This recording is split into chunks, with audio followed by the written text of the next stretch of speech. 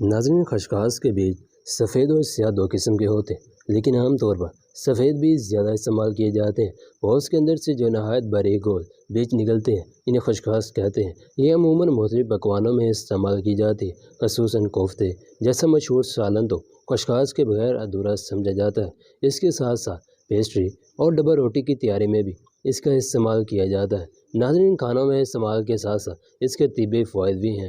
خشخاش کا تیل بھی نکالا جاتا ہے جس کے لگانے سے درد جلد ٹھیک ہو جاتی ہے۔ خشخاش میں صحت بخش اجزاء جیسے magnesium, manganese, iodine, zinc, thiamine, folate, calcium, iron, phosphorus اور اومیگا 3 فیٹی ایسڈ اور فائبر پائے جاتے ہیں۔ اینٹی انفلیمیٹری خصوصیات کے باعث دیگر بیماریوں میں بھی مفید ہے۔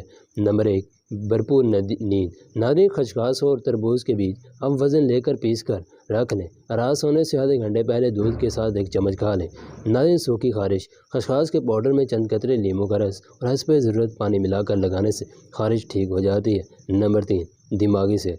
ناظرین، خشخاش کا ہریرا دماغی صحت کے لیے بیحد مفید ہے۔ اگر اسے بادام کے ساتھ پیس کر استعمال کیا جائے تو اس کی افادیت مزید بڑھ جاتی ہے۔ ناظرین، نمبر 4، وزن میں کمی۔ اومیگا 3 فیٹی ایسڈ خشخاش میں پائے جاتے ہیں جو وزن کو گھٹانے میں اہم کردار ادا کرتے ہیں۔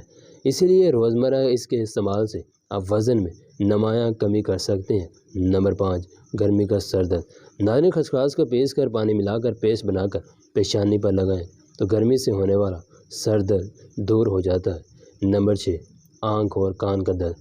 خشخاش کو پانی میں ملا کر اس پانی سے سینکائی کرنے سے درد دور ہو جاتا ہے۔ نمبر 7، نزلہ اور کھانسی۔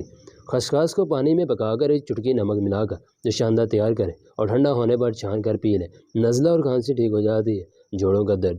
خشخاش جوڑوں کا درد دور کرنے میں مفید ہے۔ اس کا تیل لگانے سے بھی جوڑوں کے درد میں افاقہ ہوتا ہے۔ اگر آپ پین کلر کی جگہ اس کا استعمال کریں تو زیادہ مفید ہے۔ نمبر 9، خشک جلد۔ ناظرین، خشک جلد سے نجات کے لیے اگر خشخاش کو پیس کر اس میں دودھ اور شہد یا پھر خالی دہی ملا کر جلد پر لگائیں تو جلد نرم اور ملائم ہو جاتی ہے۔ نمبر 10، سر کی خشکی۔ ناظرین، سر کی خشکی ایک اہم مسئلہ ہے کیونکہ اس کے باعث بال جھڑنے کا عمل بھی تیز ہو جاتا ہے۔ اس کے لیے خشخاش کو پیس کر دہی ملا کر اسکلپ پر لگانے سے سر کی خشکی دور ہو جاتی ہے۔ ناظرین، یہ تھے ہمارے آج کے خشخاش کے کچھ چند فوائد۔